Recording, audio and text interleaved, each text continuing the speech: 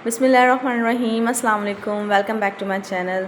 उम्मीद करती हूँ कि आप सब लोग ठीक होंगे और अपने अपने शहरों में बारिश के मौसम को, मानसून को बहुत एंजॉय कर रहे होंगे। तो माशाल्लाह हमारे हैदराबाद में ही बहुत ज़्यादा बारिशें हो रही हैं और मौसम बहुत ही खुशगवार हो गया है और टेम्परेचर भी बहुत ही कम हो गया है। तो बस इसी खुशी में हम लोगों ने खूब सारे खाने वाने बनाए। तो बस कल जो है मैंने स्पैगेटी बनाए थे, मगर वेजिटेबल वाले स्पैगेटी बनाए थे। मेरे बच्चों को जो है इसी टाइप के पसंद है, तो उम्मीद करती हूँ आप लोगों को भी ये रेसिपी पसंद आएगी।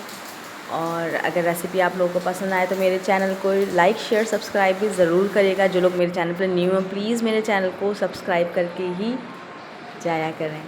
और बारिशों में अक्सर ये होता है कि बारिश तो बहुत अच्छी होती है, इंजॉय भी हम बहुत करते हैं, मगर बारिश के बाद एक अजीब सी स्मेल होती है जो घर में भी होती है और घर के बाहर भी हो जाती है। तो उसके लिए मैं अपने घर में क्या करती हूँ, एक छोटी सी ट्रिक है। वैसे तो बहुत सारे ह्यूमिडिफायर होते हैं या बहुत सारे बर्नर्स होते हैं घरों में, लेकिन मेरे पास नहीं है। तो मैं क्या करती हूँ, कोयला जो होता है, कोल जिसको हम यूजुअली कहते हैं, तो उसको मैं जलाकर उसके ऊपर लुबान कहीं से भी पंसारी से आराम से मिल जाता है, तो वो आप ख़रीद सकते हो। और लुबान की जो धुनी होती है वो आप घर में दे दो अपने पोर्च, मतलब जो कार पोर्च वाला एरिया होता है वहाँ पर। तो उससे काफ़ी हद तक जो गंदी स्मेल होती है वो ख़त्म हो जाती है। क्योंकि अभी बकरा ईद भी गुज़री है, इस वजह से ज़्यादा सफाई नहीं हुई है, तो स्मेल बहुत अजीब सी जो है वो बारिश के बाद हो जाती है। इसके लिए इससे बेस्ट कोई तरीका नहीं है। इसके अलावा घर के अंदर भी अगर आप लुबान की धुनी देंगे तो एक बहुत अच्छी सी खुशबू रहती है। तो चलें अपनी रेसिपी की तरफ वापस आते हैं। तो सबसे पहले जो है स्पैगेटी मैंने जो है वो पानी बॉईल करा था।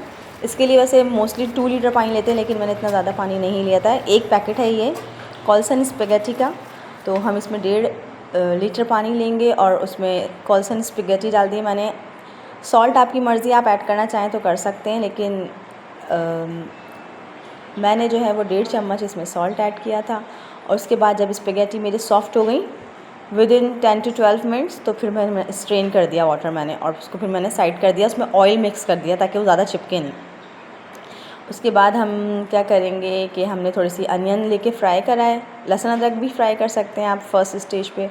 उसके बाद मैंने इसमें कैरेट जुलियन कटिंग करे हुए डाले हैं और टमाटर 2 अदद डाले हैं। बहुत ही ईजी रेसिपी होती है, नॉर्मली यूजुअली जो हम घरों में बना रहे होते हैं वही है।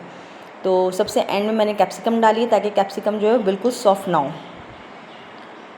उसके बाद मैंने मसालों में इसमें नमक ऐड किया है, काली मिर्च पिसी हुई ऐड करी, मैंने इसमें लाल मिर्च भी ऐड करी है और आप चाहें तो पेपरिका भी यूज़ कर सकते हैं। उसके बाद मैंने इसमें चिली सॉस, सिरका और सोया सॉस ऐड किया है। ये तीनों चीज़ें ऐड करने के बाद मैंने अच्छी तरीके से इसको पकाया है ताकि टमाटर भी अच्छी तरीके से गल जाएँ और सारी सब्ज़ियाँ भी खूब अच्छे से सॉफ़्ट हो जाएँ। ये सारी चीज़ें ऐड करने के बाद मैंने इसमें इस स्टेज पे आप चाहें तो टमाटर केचप जो होता है, टोमेटो केचप, वो भी ऐड कर सकते हैं, ऑप्शनल है। तो ये सारी चीज़ें मैंने ऐड करने के बाद जो मेरी बॉइल्ड स्पैगेटी थी वो इसमें मिक्स कर दी हैं और ये बहुत ही यमी और टेस्टी और बहुत ही क्विक रेसिपी है। तो अगर आप लोगों के पास कभी मीट अवेलेबल नहीं है घर में तो आप ये वाली रेसिपी ज़रूर ट्राई करिएगा, बहुत पसंद आएगी आपको। और अपना बहुत ख्याल रखिएगा, मुझे दुआओं में याद रखिएगा। अल्लाह हाफ़िज़।